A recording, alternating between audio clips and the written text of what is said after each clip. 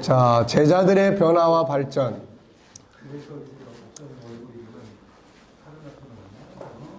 송 목사님, 선생이 변화의 선생을 따라가면 제자는 어떻게 되죠?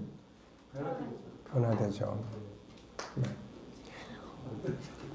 뭐 그렇다는 이야기요. 네. 해석은 다양하게 하시면 돼. 자, 지금 이제 3장이 그 이야기예요. 네.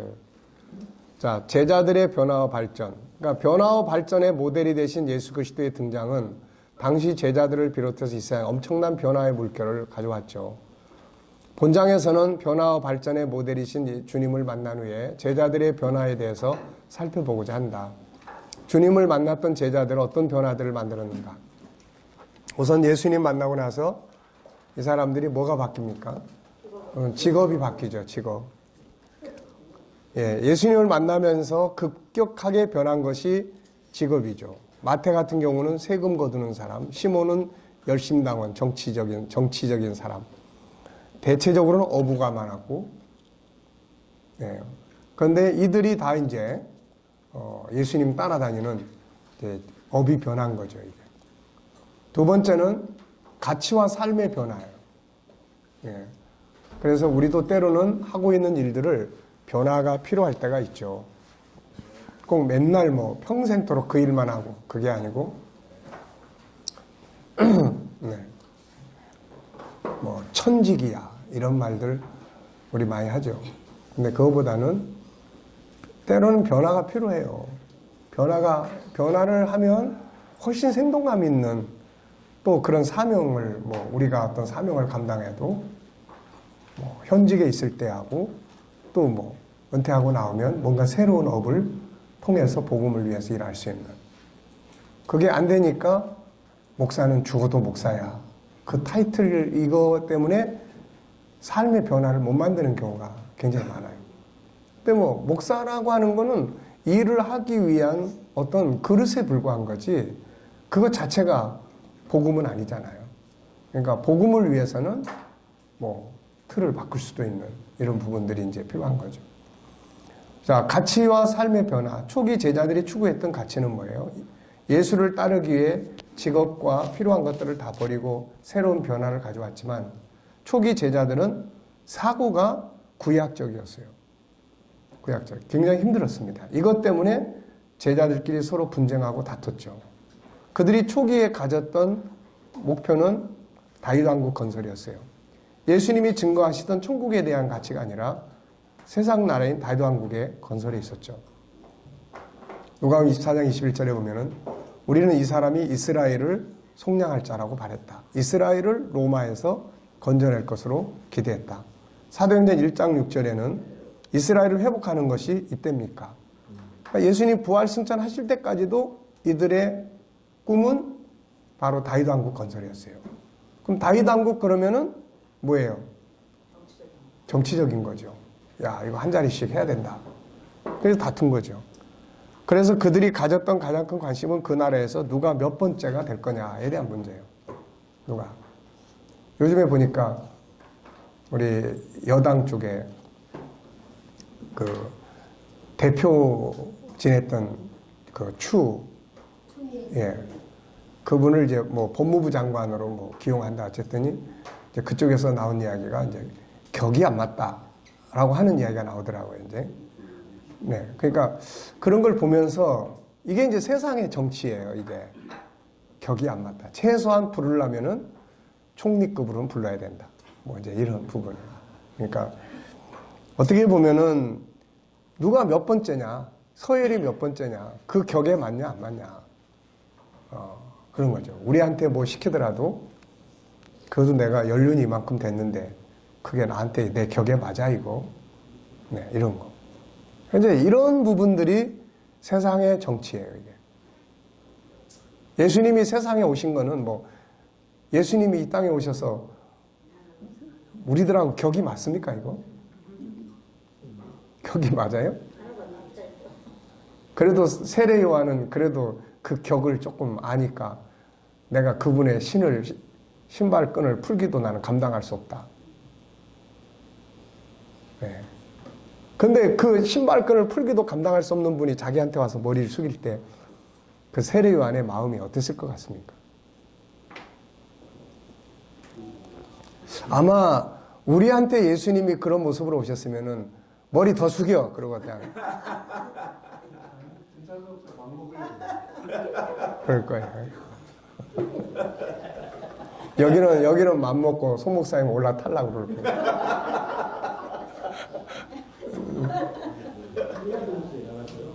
네. 지금 뭐 이런 상황들이 얼마나 우리 교계 안에도 많아요. 그러다 보니까 이제 서로 쓸데없는 경쟁심을 느끼죠. 그것 때문에 뭐 서로 막 얼굴 붉히고. 자기 선생님은 지금 십자가에 죽으러 가는데 지금 뒤따라가면서 지금 누가 더 높은 자리에 앉을 거야. 형님이야? 아니야. 야, 그래도 내가 수석인데야. 그 내가 제일 우편에 있어야지. 결국은 마지막에 자기들이 직업까지 버리면서 따랐던 예수를 결국 팔아버리죠. 이게 냉정한 거. 이게 정치 세계가 이렇지 않습니까? 이거. 뭐 정치에는 영원한 적도 아군도 없다는데 네. 팔아버리는 거예요. 모른다고 부인해. 네. 시대가 바뀝니다. 모형의 시대가 아니고 실물의 시대가 되었고 다윗 왕국이 아니라 하늘의 나라가 전파되기 시작하죠. 새로운 사고가 필요한 시대, 새로운 변화가 필요한 시대가 된 거죠. 예수님은 그들에게 새로운 변화의 필요성을 강조합니다. 새 포도주를 낡은 가독 부지에 넣지 아니한다. 그러면 부대가 터지고 포도주도 쏟아지고 부대도 버리게 된다. 받아들일 수가 없는 거죠. 수용이 안 돼요. 이게. 이런 세상 나라의 가치를 가지고는 예수의 정신을 수용할 수가 없어요. 이거. 네. 그래서 나를 따르려거든 자기를 버려라. 자기를 부인해라. 그들은 새로운 변화에 순응하지 못해서 결국은 실패했죠. 누군지 옛 사고에 빠져 있다면 이 같은 행동을 할 수밖에 없어요. 오늘날 많은 사람들의 갈등은 시대가 변화를 요구하는데 구시대적 사고에서 벗어나지 못하는 데 있습니다. 네. 부부의 갈등, 부모와 자녀의 갈등, 젊은 세대와 나이 든 세대와의 갈등. 알고 보면은 그 세대적 차이점을 이해하지 못해. 한쪽은 19세기의 소프트웨어를 가지고 있고 한쪽은 21세기의 소프트웨어를 가지고 있어요. 이게 네. 우리 세대가 요즘의 아이들의 세대의 생각을 이해할 수 있냐 이거. 네. 그래서 그 젊은 세대를 이해하지 못하고 자기 고집만 이야기하는 사람들을 꼰대라고 합니다. 그래서 얼마 전에 텔레비에서 꼰대를 방영을 했어요. 근데 우리나라만이 아니라 미국에서는 이 꼰대를 뭐라고 그러냐. 거기 뭐라고 이야기하더라고. 뭐 헬로 뭐라고 그러던가. 그리고 뭐 일본에서는 어떻고 뭐 세계에서 비슷한 의미를 가진 단어들을 이제 쭉 소개를 했어요. 모르겠어요. 나도 꼰대 쪽에 속해서 그런지 별로 듣기는 안 좋더라고. 기분 나쁘더라고. 그거를 흰머리에게 일어나고 존경하라고 했는데 그렇게 꼰대라고 그러는 것을 변화로 받아들여야 해요? 아니 꼰대는 좋은 말이 아니에요. 그러니까 좋은 말이 아니죠. 하지만 어른들이 이렇게 말하고 교훈하고 삶에 대한 걸 말할 때 꼰대라고 한다면 그러니까 그게 이제 삶의 경험을 말하고 이제 이야기를 하는데 이제 젊은 세대를 이해하지 못하는 상태에서 자기가 살아온 시대만을 강조하고 이제 이런 걸 이야기하는 거죠. 이제. 그러니까 다가서야죠. 시대의 흐름은 그렇게 간다고요. 그렇게. 그러니까 뭐 자기 아버지를 갖다가 아유 우리 아버지는 너무 꼰대야. 뭐 이래버리면은 이게 이제 뭔가 변화에 이제 못 따라가고 있는 거죠. 지금. 그러니까 우리 아버지 참 존경할 분이야. 나를 충분히 이해하고 우리 세대를 우리보다 더 잘 알고 계셔. 뭐 이러면은 존경할 수가 있죠.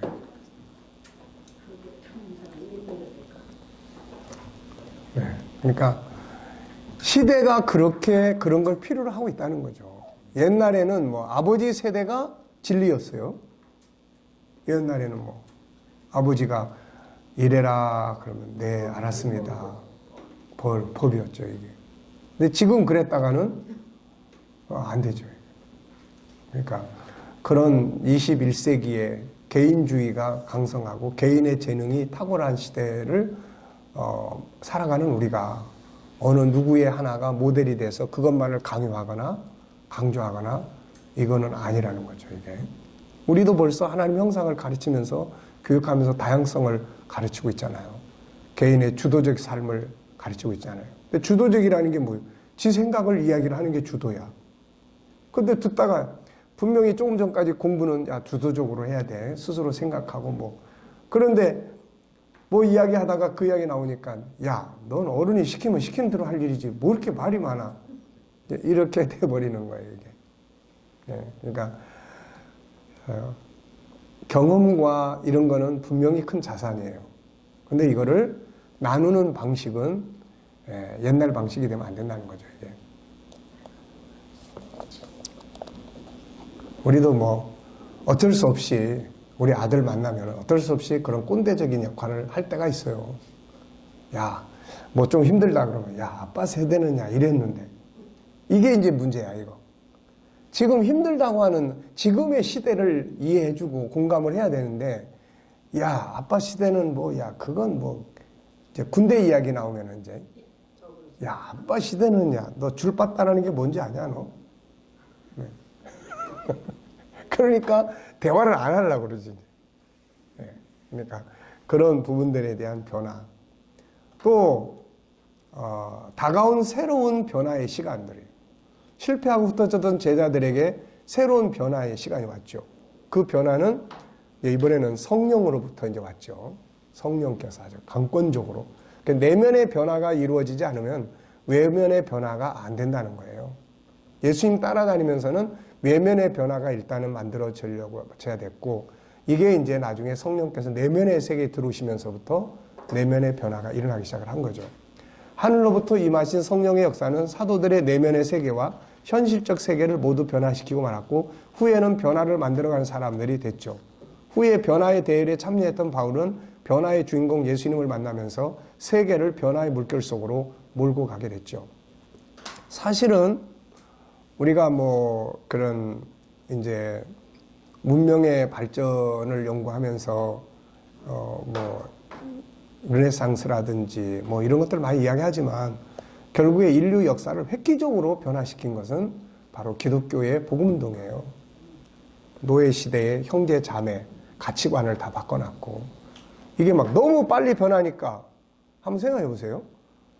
복음 전하러 다니면서 노예를 보고도 노예들은 저쪽에 앉으세요 이게 아니고 형제 자매 다. 성령께서 또 임하시니까 내면의 자유를 또 줘. 그래서 사람들이 막 이런 자유를 너무 급속하게 만들어 가려고 하다 보니까 문제들이 막 생기기 시작하죠.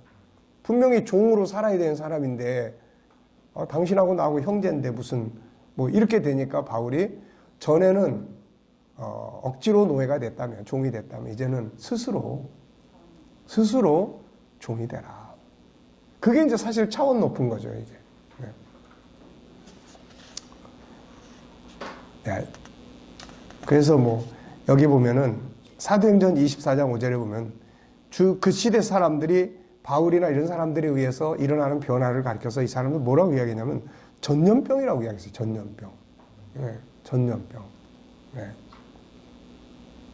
또 뭐 19장 26절 27절을 보면은 뭐 에베소뿐 아니라 거의 전 아시아를 통하여 수많은 사람을 권유하이르되, 그러면서 그들의 변화의 이제 역사를 만나요. 이 속에서 뭐 이 사람들은 이제 우상 만들어서 팔아먹던 사람들이 직업이 이제 없어지게 될 이런 위험성도 생기게 됐던 거고 그런 거죠.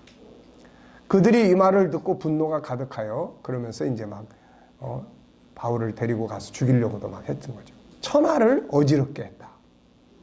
네. 어떻게 보면 변화는 골치 아픈 거예요. 이게. 그래서 연세가 들어갈수록 변화를 싫어해요. 네. 그래서 우리 교회에서도 제가 G7 막 출발했다가 그냥 굉장히 힘든 이런 시간들을 가지기도 했죠. 그걸 내가 이해를 하고 갔어야 되는데 이제 나만 그냥 막 열정을 갖고 가다 보니까 일단은 이제 나이가 들어가다 보면은 익숙함이 좋아요. 익숙함. 네. 그리고 뭐 내 나이에 뭐 이미 애들은 다 커버렸는데 뭐 애 교육이 어떻고 별로 상관없는 이야기들이에요. 다. 그리고 뭐 여태까지 야 너 이렇게 해 이랬는데 내가 오히려 섬겨서 존중히 여겨야 되고 막 이런 게 보통 이게 싫은 거예요. 이게. 그러다 보니까 결국 이제 뭐가 돼 이제 꼰대 그룹이 되는 거예요. 네. 그리고 우리 스스로가 그렇게 만드는 거예요, 다. 그러니까 시대에 맞도록 우리 인생의 주기에 맞는 자기 변화를 만들어가고 네, 그래야 되겠죠. 자, 그래서 성령의 임재와 주님과의 만남으로 시작된 새로운 변화의 물결은 전 세계로 확산됐고 제자들 역시 많은 부분에서 변화가 왔어요. 오늘날 우리들의 모든 한국의 변화도 결국 서양 문명에 들어오면서 서양 문명의 기본은 기독교가 자리 잡고 있다고요.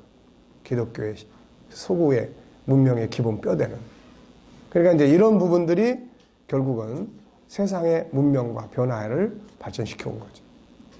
자, 그들에게서 일어난 변화를 보면은 인생의 목표. 그러니까 바울은 그리스도 안에서 새로운 피조물이 됐다.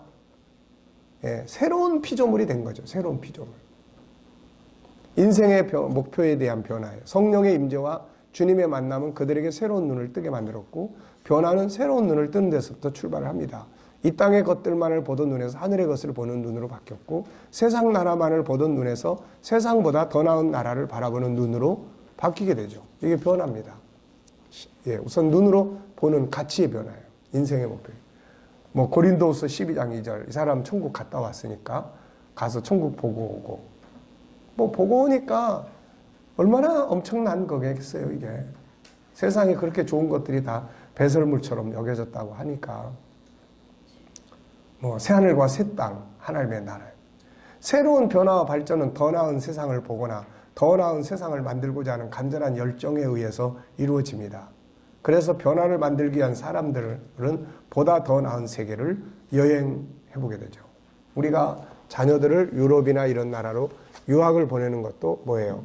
더 나은 세상을 보게 하려고 하는 거죠. 지금은 우리 한국이 많은 이제 사람들이 한국에 와서 공부하고 한국을 보려고 하죠. 그만큼 한국은 엄청난 변화의 물결을 만들어낸 것이죠. 제자들은 이 세상과는 비교할 수 없는 더 나은 세계를 보았고 이것은 그들의 내면의 세계와 삶의 현장에 강력한 변화를 만들어낸 것입니다. 그동안 알고 있었고 가지고 있던 물질적 가치, 명예나 부귀, 영화에 대한 고난에 대한 가치들이 다 바뀐 겁니다.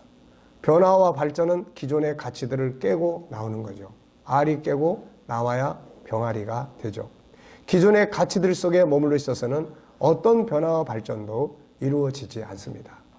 그래서 새로운 변화를 꿈꾸는 사람들은 항상 우리가 생각의 방법을 공부할 때 두 번째 생각법이 뭐였어요? 두 번째 생각법. 네. 과거, 현재를 부정하고 새로운 질문을 던지는 거죠. 네. 그러니까 과거와 현재, 과거에서부터 현재에서 내가 이루어 놓은 것들에 매여 있으면은 변화는 안 되는 거예요. 그래서 여태까지 이루어놨지만 싹 허물어 버려야 이게 새로운 변화를 만들어낼 수가 있는 거예요. 그래서 전과유, 다본능, 영통. 그 중에 전체 생각법, 그 다음에 과거 부정 생각법. 네. 그래서 이런 자세들, 천재들은 다 그렇게 생각하고 살았어요. 만약에 천재가 기존의 거에 매여 살았다면은 천재가 안 되죠, 이건. 네. 그래서, 알고 있던 거 다 이렇게.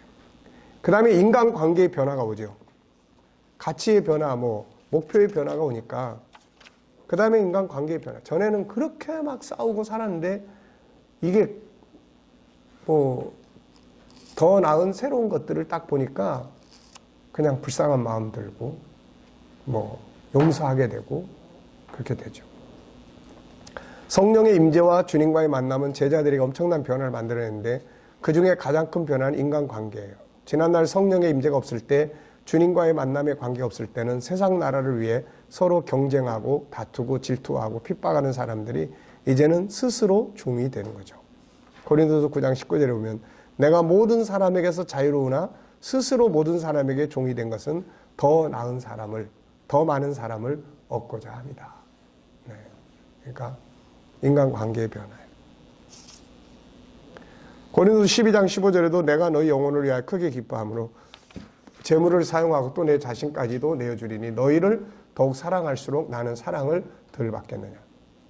그동안 높고 낮음의 계급사회와 물질주의의 가치와 고정관념 속에 묶여있던 수많은 사람들이 이들의 변화 역사를 힘입어서 새로운 세계로 나아가게 되죠. 세 번째는 이제 능력의 변화예요. 이 사람들이 이제 기적을 만들어내요. 예수님이 만들어내던 기적을 이 사람들이 하는 거예요. 우리는 기적을 만들어요, 못 만들어요? 우리도 만들잖아요. 네. 처녀가 임신을 하는 게 가능해요, 불가능해요? 불가능하죠. 근데 마태복음 2장에서는 처녀가 임신을 했어요. 거기에 뭐가 딸려갑니까? 기적의 중심이 있어요. 뭐냐면 성령으로 잉태하사. 네. 성령으로 잉태하사. 그러니까 기적이 만들어질 수 있는 거예요.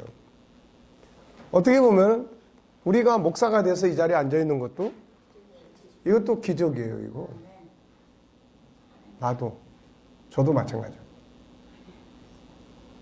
그러니까 또 사람의 마음이 변하는 거, 이런 것도 참 그렇게 힘들던 마음이 감동을 통해서 새로운 변화를 만들어내는 거예요. 전부 다 물이 변해서 포도주 되는 그런 역할들이에요. 근데 그 사이에 성령이라고 하는 기적의 이제 그런 원천적 요소가 있는 거죠, 이게.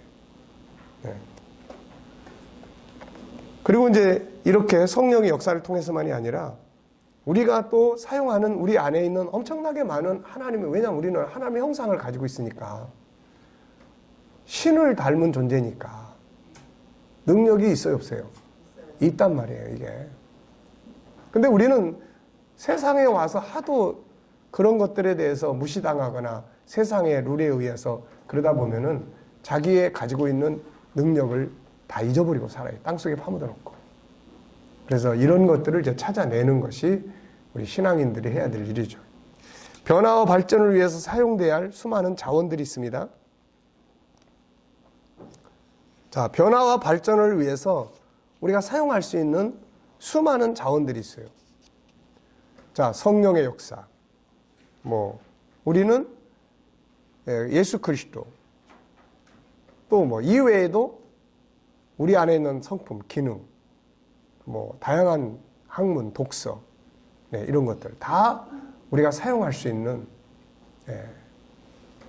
자원들이죠, 자원. 그러니까 이런 걸 사용을 안 하면은 우리 안에 있는 그런 기적을 만들고 변화를 만들어낼 수 있는 변화의 요소들이 다 잠자는 거예요. 자, 변화와 발전의 목표. 변화와 발전이 끊임없이 일어나야 할 이유는 뭐예요? 변화와 발전을 만드는 이유는 한 가지입니다. 더 나은 세상 만들고, 더 나은 사람 만들고, 더 나은 사회 만들고, 더 나은 행복의 세상을 만들기 위한 거죠. 제자들의 변화와 발전은 자신들뿐만 아니라 잘못된 세상의 가치들과 환경 속에서 고통받던 사람들에게 구원과 평안, 행복을 가져다 주죠. 변화의 궁극적 목적은 뭐예요? 천국이에요.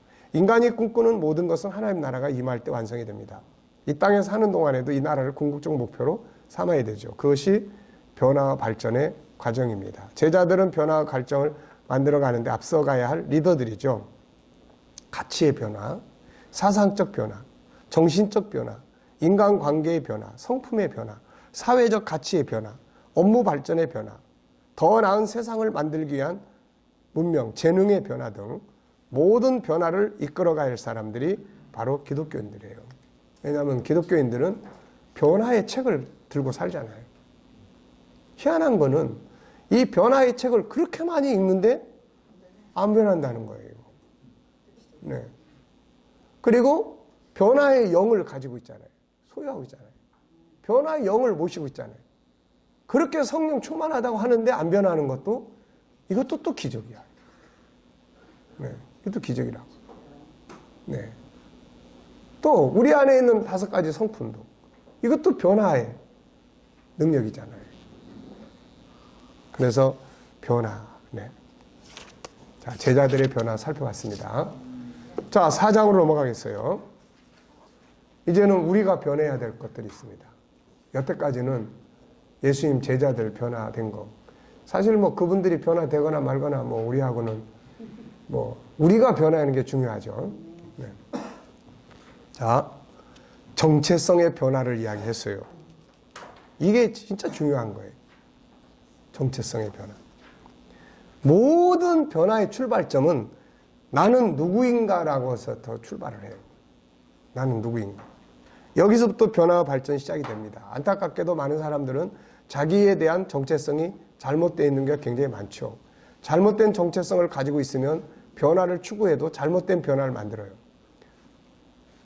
도둑놈이 도둑질을 더 잘하기 위한 변화를 시도하면 어떻게 됩니까? 예? 어떻게 돼요? 실적이 더 좋아지죠. 감옥에 가죠. 거짓말을 잘하는 사람이 거짓말을 더 발전시켜 변하죠. 그러면은 이제 사기꾼이 되는 거죠. 예. 자, 그러니까 이게 잘못된 변화를 계속 추구했다가는 큰일 나는 거예요. 이거. 그러므로 우리가 가져야 할 가장 중요한 변화는 잘못된 정체성에서 올바른 정체성으로 돌아가는 변화를 있어야 합니다. 자, 당신은 자신이 누구라고 생각합니까? 자기 자신에 대한 정의를 정리해보자. 나는 누구죠? 우리가 G7을 공부하면서 가장 중요한 것이 뭐예요? 정체성이에요. 나는 누구냐? 나는 하나님을 닮은 누구누구다.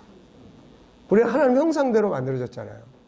그래서 항상 이 기도, 예, 새벽 기도 마치고 이제 강단에 엎드려서 기도할 때 제일 먼저 이제 내 정체성을 먼저 하나님 앞에 고백을 하기 시작을 합니다. 저는. 이거 잊어버리면 안 돼요. 내가 이걸 딱 잊어버리는 순간 나는 아주 나약하고 아주 보잘것없고 아무것도 할 수 없는 그런 나의 모습으로 딱 떨어져 버려요, 이게. 네. 근데 하나님을 닮은 세상을 다스리는 이런 존재라고 하는 자기 정체성을 확실하게 딱 붙잡으면 한번 싸워보자. 이렇게 되는 거예요, 이게. 네. 나는 나 자신에 대해 어떤 평가를 가지고 있는가? 어떤 평가를 가지고 있죠? 자기 자신에 대해서. 송 목사님은 자꾸 김 목사님 뒤를 쳐다보면서 이거는 남의 가치를 평가하는 게 아니라 나에 대한 평가예요. 에휴, 쓸모없는 것. 에휴, 해봐도 안 되는 것. 에휴, 볼품없이. 왜 태어난지 모르겠어. 이거예요. 이거는 자신에 대한 평가가 아주 안 좋죠. 그 평가를 누가 심어줬습니까? 그 안에다가? 네, 영적으로는 마귀가 심는 거고, 마귀는 우리가 하나님 자녀다운 모습으로 사는 것을 싫어하죠. 왜냐면 자기가 하나님의 자녀 앞에는 자기가 지거든. 자기가 지잖아요. 근데 우리 스스로가 별 볼 일 없는 자로 알면 자기가 이긴다고요. 자기 마귀가 영적인 면에서 그렇게 하고 현실적으로는 세상의 잘못된 가치가 우리를 그렇게 만들어요. 나가서 조금만 무시당하고 뭐 이러면은 이제 그 말을 우리는 거절해야 되는데 그걸 그냥 아멘 할렐루야 하고 다 받아들이니까 그 다음에 거기에 의해서 내 가치가 딱 정해져 버려요. 상대방이 바보같이 그러니까 맞아, 난 바본데 뭐. 이건 상대방의 말에 의해서 내 정체성을 만들어버리는 거예요. 이게 얼마나 잘못된 일이에요. 때로는 또 스스로 가나안 땅 정탐했던 사람들이 갔다 오더니 아유, 우리가 봤을 때 우리가 봐도 이거는 뭐 우린 그냥 메뚜기더라. 메뚜기가 뭐 하겠습니까, 이거? 아무것도 못하는 거죠. 그래서 이런 평가가 자신의 삶에 막대한 영향력을 미친다는 거예요. 무슨 자기 심리에 위축이 되죠. 가족 관계에 좋지 않게 영향을 미치죠. 자기 직장 생활의 업무 처리에 안 좋은 영향을 미치죠. 자기 자신의 삶에 자신을 그렇게 정의하고 평가하는 이유는 뭔가?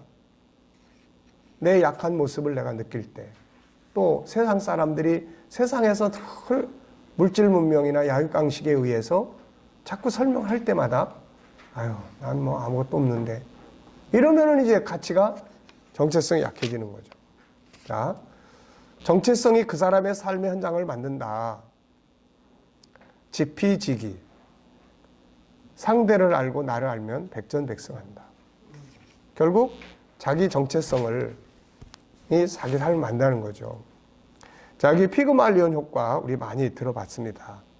피그말리온이라는 사람이 조각을 해놨는데 그게 그냥 만들어 놓고 보니까 너무 실물 같고 이뻐서 사람이 됐으면 좋겠다. 사람이 되게 해주세요. 그랬더니 사람이 됐다. 그런 이야기예요. 그래서 그 아름다운 여인과 결혼을 했다. 이런 것들이 세상에서 신념의 발판이 되는 이야기들이에요, 이게. 그래서 교육학계에서 이런 거를 사용을 해봤습니다. 그래가지고 별로 안 똑똑한 애들을 선생한테 추천을 해주면서 얘네들은 똑똑한 그룹이니까 교육을 똑똑하게 시켜주세요. 그리고 또 뭐 똑똑한 애들 그룹을 얘네들은 지능이 좀 약하니까 거기에 맞게 교육을 시켜주세요. 나중에 보니까 똑똑하다고 하는 애들은 똑똑해지고 좀 지능이 멍청하다고 하는 애들은 원래 똑똑한 애들인데 멍청하게 되고, 그래서 왜 그런가? 결국은 그런 정체성을 가지고 거기에 맞는 교육을 시키니까 결국 그런 결과를 가져왔다. 그런 이야기예요. 또 내 안에 잠자는 거인을 깨우라고 했던 그럼 이름이 뭐죠? 네. 그 사람은 이런 이야기 했어요. 마약 중독자라는 아이덴티티, 정체성을 가지고 있으면 안 된다. 그래서 자기가 거기에서 벗어나고 싶으면 나는 정말로 좋은 그리스도인이다라고 하는 정체성을 바꾸라는 거예요, 이게. 자기 정체성을. 네. 그래서 그 밑에 보시면 마약을 하는 사람을 영원히 바뀌게 할 유일한 방법은 나는 마약 중독자다라는 믿음을, 나는 건강을 지키는 사람, 혹은 나는 어떤 문제도 나에겐 영원할 수 없음을 보여주는 산 증인이다. 이미 나하고 상관없다. 단절시켜버리는 거예요. 네. 단절시켜버리는 거예요. 그래서 그런 것들이 내 안에 딱 새겨지면 뇌는 그걸 들어요. 그래서 온몸의 신경 조직에다가 그렇게 전달을 해줘요. 상상 임신이 그런 거예요. 네. 그래서 자기 정체성을 나는 건강한 사람이야 라고 갖는 것은 굉장히 중요한 거예요. 자, 정체성을 이제 바꾸라는 거예요. 잘못된 정체성은 잘못된 삶을 만듭니다. 새로운 정체성이 만들어지면 사람은 그것에 따라 새로운 삶을 만들어 가게 되죠. 어떤 상황을 만났을 때, 어떤 일을 해야 할 때 그 앞에서 먼저 자신의 정체성을 확인해 보라. 어떤 정체성을 갖고 있는가에 따라서 해결할 수 있다. 나는 누군가? 천재인가 바보인가? 천재라면 한번 해봐야지. 바보라면 나는 안 돼. 이렇게 되는 거예요. 나의 정체성은 뭔가? 자, 여러분의 정체성은 뭐죠? 천재예요, 바보예요? 네. 우리의 정체성의 배경은 뭐라고 그랬어요? 창세기 1장 27절, 28절이에요. 그게 나를 지으신 하나님이 나한테 알려주신 너는 이런 사람이야 라고 하는 정체성. 그러니까 사람의 말이나 세상적 가치에 귀를 기울이지 말고 하나님의 말씀을 받아들여서 그게 나의 정체성으로 딱 만들어지면 할 수 없는 사람이 할 수 있는 사람이 돼요. 예. 네. 상황 앞에서 자신에 대한 정체성을 어떻게 갖는가는 아주 중요합니다. 민수기 13장 보면은 가나안 땅을 정탐하고 온 12명의 정탐꾼들 중에 10명은 자기들의 정체성을 스스로 보기에 메뚜기라고 규정하고 왔죠.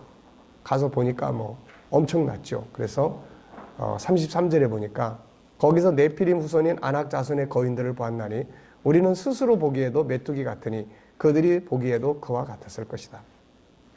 이 사람들을 메뚜기라고 진단한 것은 누구예요? 자기 자신이에요. 자기 자신. 자기가 환경을 보고 그렇게. 근데 만약에 그 앞에서 여호수아와 갈렙은 어떤 정체성을 갖습니까? 하나님이 저 땅을 우리에게 주시기로 하셨으니까 우리 얻을 수 있다. 네. 그래서 얻을 수 있다고 생각한 사람은 그냥 들어가는 거고, 못 들어간다는 사람은 못 들어가는 거고. 그래서 하나님께서 너희가 하는 말을 내가 들었으니까 각자 자기 한 말대로 되라. 네. 들어간 자는 들어간다고 한 자는 들어갈 것이고, 못 들어간다고 한 자는 못 들어간다. 이게 참, 얼마나 이게 참 중요한 말입니까, 이게. 근데, 이제 이런 일도 해보면은, 그래요. 해보면, 우선 들으면은, 아유, 그걸 어떻게 우리가 해요? 그런 걸 또 왜 해요? 이런 사람들은 못해. 변화가 안 돼. 그리고 맨날 수근수근대고, 불평불만하고. 그 이제, 도태되는 거야, 이게. 그래서 우리가 하나님 앞에서는 항상 새로운 정체성. 메뚜기 정체성을 가지고 가나안 땅을 어떻게 정복할 수 있는가? 나 자신과 자녀들이 지금 어떤 정체성을 가지고 있는지 확인해보고 이 정체성을 바꾸도록 해야 된다. 세상을 이기는 사람이 되려면 이기는 자의 정체성을 가지고 살아야 돼요. 네. 예수님은 우리 보고 항상 내가 이겼으니 너희도 이길 수 있다. 세상에서 환난을 당하지만 두려워하지 마라. 내가 세상을 이겼다. 항상 그 이야기를 하시는 거예요. 계시록에서 이기는 자가 되라. 항상 이기는 자가 되라. 네. 자, 여기에 7살에 학습불능 진단을 받았던 14살에 학교를 그만뒀던 사람이 있어요. 이 사람을 담당한 그 박사가, 상담자가 이 사람한테 해준 거는 정체성을 바꿔주는 일이었어요. 그동안에는 항상 나는 바보, 멍청이. 근데 이 사람이 해준 거는 나는 천재야. 나는 내 지혜를 활용할 수 있어. 항상. 그래서 이거를 하루에도 막 수십 번씩 외치기 하게 만들었어요. 자, 과학은 굉장히 중요하죠. 과학적으로 연구를 해보면은 이런 거예요. 이렇게 계속 하는 말이 내 뇌에 입력이 돼요. 뇌에 입력이 되면 뇌 세포는 온몸의 신경 조직에다가 퍼뜨려줘요. 내가 나는 바보야. 그렇게 생각을 가지면 온몸의 신경 조직은 바보의 신경 조직으로 움직이게 돼 있어요. 그런데 내 뇌가 나는 천재야 그러면 우리의 신경 조직은 천재로서의 역할을 할 수 있는 구조로, 모드로 바뀌어요, 이게. 이게 얼마나 중요한 말이에요. 네. 그러니까는 이런 부분들을 우리가 성경이 왜 외쳐라? 왜 외쳐라? 네. 왜 외치라고 이야기했습니까, 이거? 그러니까 그런 부분들을 우리가 잘 알아야 돼요. 하나님이 우리 만드실 때, 우리 인간의 구조를. 그런데 우리가 세상에서 듣는 말은 항상 좋은 말이 아니에요. 항상 안 좋은 말이에요. 항상 기분 나쁜 말이에요. 항상 열받는 말이에요. 그러니까 이런 것들이 뇌에 딱 들어가면 그냥 신경 조직이 어떤 말들을 들으면 힘이 쭉 빠지게 만들어요. 그거 이상하잖아요. 여러분, 이게 마음이 무너진다는 거, 이거 들어보셨어요? 그런 일이 있습니까? 마음이 무너진다. 송 목사님, 마음이 무너져 본 일이 있어요? 언제? 은성이 아플 때. 은석이 아플 때 마음이 무너져. 그때 마음이 어때요? 어떤 상태예요? 상태가 보통 거기에 집중되어지고 네. 다른 생각이 마비됐죠. 뭔가 마비. 다른 것을 할 수가 없겠죠. 네. 잠도 못 자고 네. 그냥 거기에 그 모든 게 네. 헤어나오고. 그래서 이제 무기력에 빠지는 거예요, 이게. 다 그냥 귀찮은 거예요, 만사가 다. 그리고 실제로 우리 신경 조직이요. 한번 그런 것에 빠지면 신경 조직이 희한할 정도로 몸의 기능조차도, 육신의 기능조차도 힘이 쫙 빠져버려요. 모든 것이 의미가 예. 참 희한해요. 근데 이게 다시 복구되려면 이제 뭐가 되냐면 희망의 소식이 들려와야 돼요. 희망의 소식이 들려와야 무너진 게 다시 이렇게.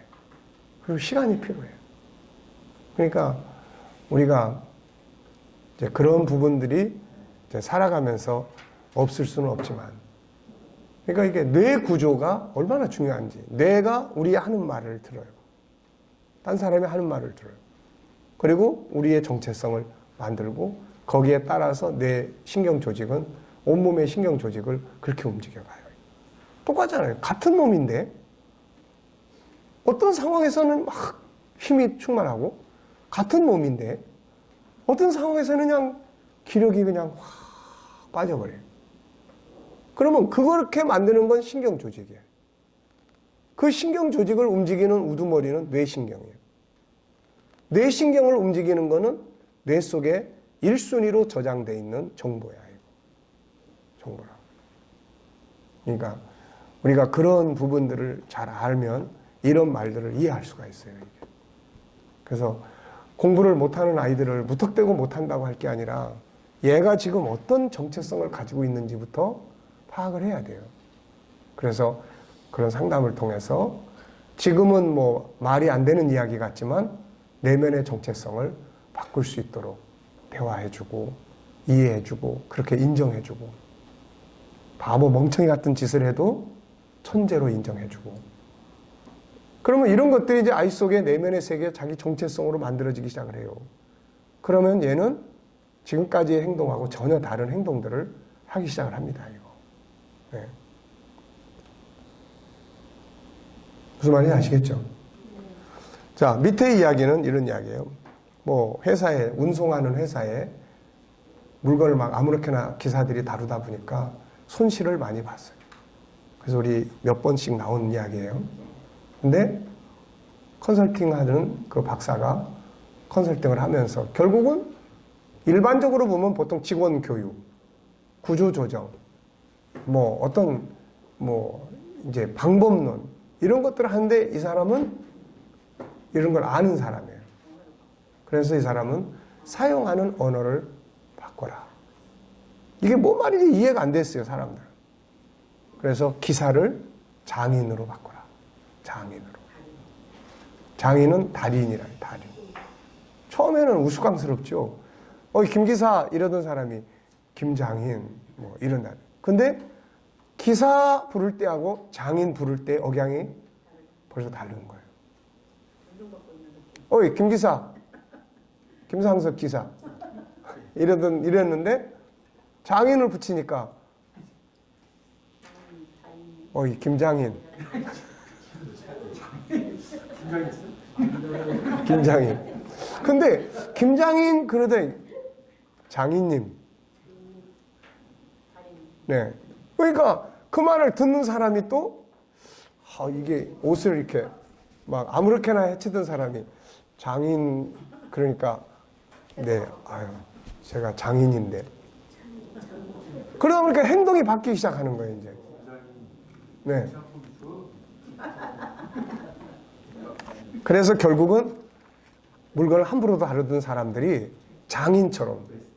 네. 네. 이게요, 참 무서운 거예요. 내가 지금 어떤 사람이냐? 난 노숙자인데 뭐. 그러면 벌써 어때요? 그냥 노숙자로 살아, 아무렇게나. 내가 목사인데. 네. 목사인데.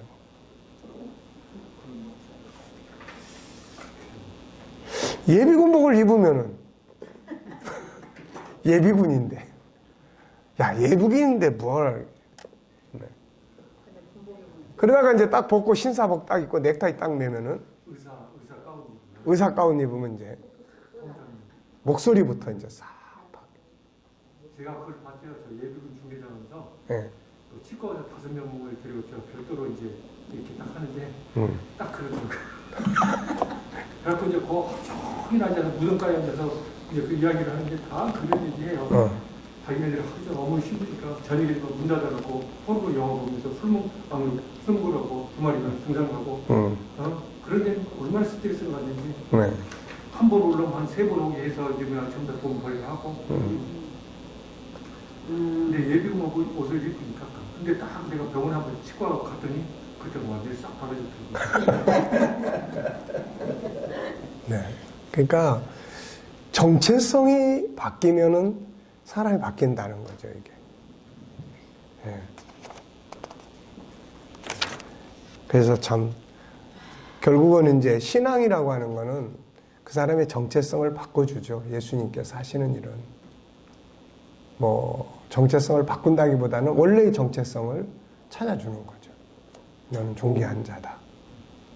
너는 내 자녀야. 내 아들이야. 네. 이런 걸 찾아주는 거죠. 주책 보물섬 너무 멋져요. 네. 보물섬. 보물섬. 제가 그걸 굳이 생각했어요. 우리 교회에 전도하는 사람을 뭐하고 부를까? 저는 이제 이 밖에서 고아를 캐는 그걸 생각해서 보물을 캐는 사람들이라고 그렇게 부르려고 했어요. 이름을 전도자들을 보물을 캐는 사람들. 너무 많이 길고 좀 그렇잖아요. 그래서 이걸 좀 어떻게 심플하게 할까? 그냥 그 생각이 나는데 보물섬 말씀을 했던 큐티무상은 보물섬 좋은데 전도자는 뭐라고 그럴까? 게다가 아까 방금 전에 점심 먹고 가서 파인더라고 해요. 파인저. 그러니까 설명자 발견했는데 아니면 캡처 영어들 잡는 자. 네. 한글로는 그 표현이 안 돼요. 보물을 캐는 사람, 그 오밀이 담아지는데. 네. 자, 역시 빛나는 머리에서 이렇게 빛나는 아이디어가. 자, 다니엘의 성공도 정체성, 에스더도 정체성. 비밀을 공개 안 하려고 했는데. 그러니까 에스더가 참 물정 모르고 이제 그렇게 왕비가 돼가지고 편안한 가운데 있다 보니까 지금 바깥에서 죽는지 사는지도 모르고 지금 뭐 그런 소리 하고 있으니까 모르드게가 정체성을 일깨워 준 거죠. 도대체 네가 왜 그 자리에 있니? 도대체 왜 그 자리에 있니? 우리가 이제 정체성 SQ에서 공부할 때 두 가지를 하죠. 하나는 본질적 정체성, 하나는 현실적 정체성이에요. 현실적 정체성은 뭐예요? 내가 지금 있는 자리에서 운전수냐, 승객이냐? 내가 지금 여기서 내 역할이 뭐냐? 그거예요. 그래가지고 모르드게가 그냥 한마디 팍 했더니 그때서 이제 정신이 번쩍 나가지고 맞아. 나 같은 고아를 하나님이 이 거대한 제국의 왕비로 세워준 것은 이때를 위함이다. 그래. 죽으면 죽자. 그렇게 된 거예요, 이게. 그러니까 정체성이 이렇게 무서운 겁니다. 나의 정체성의 배경은 뭔가? 창세기 1장 27절 28절. 하여튼 G7은 시작부터 끝까지가 창세기 1장 27절 28절이에요. 근데 이제 끝나가는데도 아직도 이게 확실치지 않으면은 이거 어떻게 해야 돼요, 이거? 김상선이 심의한대요. 네. 그럼 이제 다시 시작해야지 뭐.